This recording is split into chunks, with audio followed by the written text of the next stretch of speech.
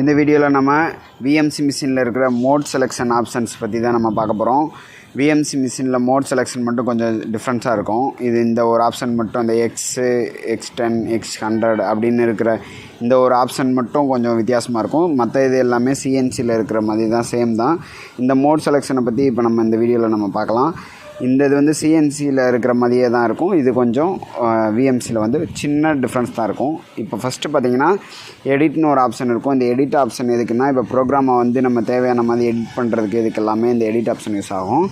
அதுக்கப்புறம் single auto அப்படின்னு ஒரு ஆப்ஷன் இருக்கும். இந்த இது வந்து என்னென்னா, ஒவ்வொரு பிளாக்கையும் இப்போ ப்ரோக்ராமில் வந்து இருக்கிற ஒவ்வொரு லைனையும் தனித்தனியாக ஒவ்வொரு லைனாக நம்ம வந்து ரன் பண்ணி செக் பண்ணி பார்க்குறதுக்கு வந்து சிங்கிள் ஆட்டோன்ற ஒரு ஆப்ஷன் வந்து இருக்குது. இந்த சிங்கிள் ஆட்டோ ஆப்ஷனில் நம்ம வச்சுட்டு நம்ம ரன் பண்ணும்போது ப்ரோக்ராமில் இருக்க ஒவ்வொரு லைனும் இண்டிவிஜுவலாக படிச்சுக்கிட்டு இருக்கோம்.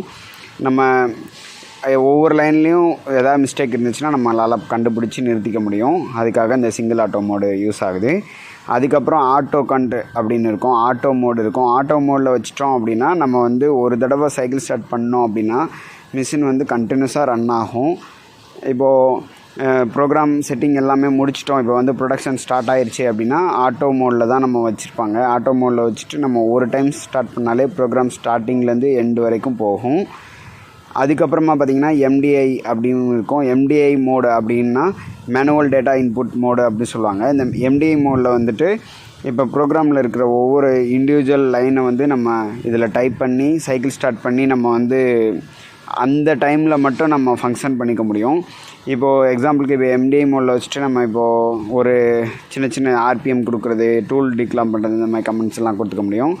அதுக்கப்புறம் X1 X10 X100 இது வந்து எல்லாம் எதுக்குன்னா, இப்போது ஆக்சிஸ் மூவ் பண்ணும்போது அது எவ்வளோ மூவ் பண்ணணும் அப்படின்றத தான் இது குறிக்கும். அந்த ஹேண்டில் ஸ்டெப் அப்படின்னு போட்டுருக்கு பாருங்கள். இது எல்லாமே பார்த்திங்கன்னா ஜாக் மோட் ஃபங்க்ஷனில் தான் ஒர்க் ஆகும்.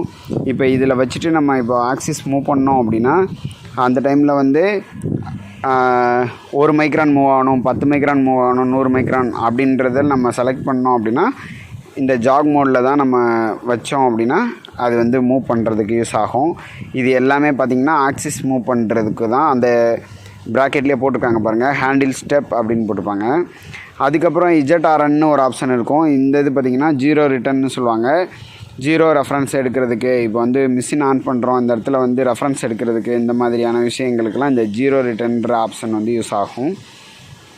அவ்வளோதான், மோட் செலெக்ஷனை பற்றி நம்ம இந்த வீடியோவில் நம்ம பார்த்துருக்கோம். இந்த வீடியோ உங்களுக்கு கண்டிப்பாக யூஸ்ஃபுல்லாக இருந்திருக்கும்னு நினைக்கிறேன்.